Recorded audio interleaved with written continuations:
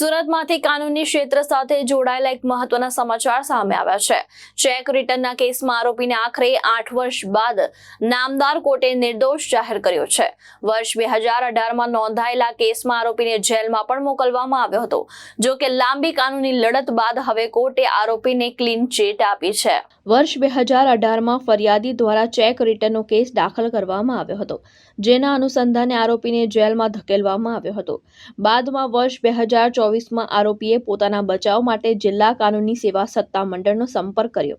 અહીં legal councillor તરીકે advocate વિશાલ લંગડિયાને case સોંપવામાં આવ્યો। કેસ દરમિયાન કરવામાં આવેલી ઉલટ તપાસમાં ફરિયાદી વિરુદ્ધ મહત્વના પુરાવા સામે આવ્યા હતા। કોર્ટમાં રજૂ થયેલી દલીલ અને પુરાવાને આધારે જજ સાહેબે આરોપીને નિર્દોષ જાહેર કર્યો હતો।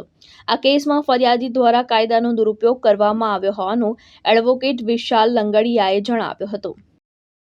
જી, મારું નામ વિશાલ લંગાડિયા છે। હું લીગલ એડ ડિફેન્સ કાઉન્સિલ છું।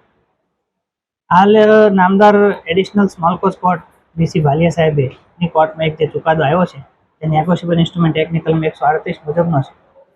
કેસની હકીકત એવી છે કે અભિષેક ભાવેશભાઈ બલર નામના વ્યક્તિએ પોતાનો ચેક રિટર્ન થયો હોય, પોતાની પાસે cheque promissory note, return memo સહિતના પુરાવા હોય, જેને લઈને નામદાર કોર્ટમાં ફરિયાદ કરી હતી।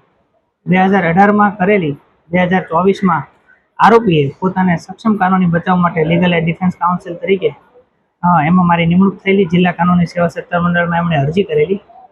ત્યારબાદ પુરાવાઓ ધ્યાને લીધા અને ફરિયાદી પાસે આવકના પૂરતા પુરાવા ન હોય તથા ચેકની અંદર પણ ઉટલેખન થયું હોય અને પોતે ફરિયાદી નિઃશંકપણે પોતાનો કેસ પુરવાર કરી શક્યા ન હોય વગેરે બાબતના પુરાવા નામદાર કોર્ટના રેકર્ડ પર લાવ્યા, જેથી નામદાર કોર્ટે પણ જોયું અને ઉલટ તપાસમાં જે પુરાવા રેકર્ડ પર લાવ્યા અને દલીલ દરમિયાન એ પુરાવો ગ્રાહ્ય રાખ્યો અને આરોપીને નિર્દોષ ઠરાવી છોડી મૂકવાનો હુકમ ફરમાવેલ છે।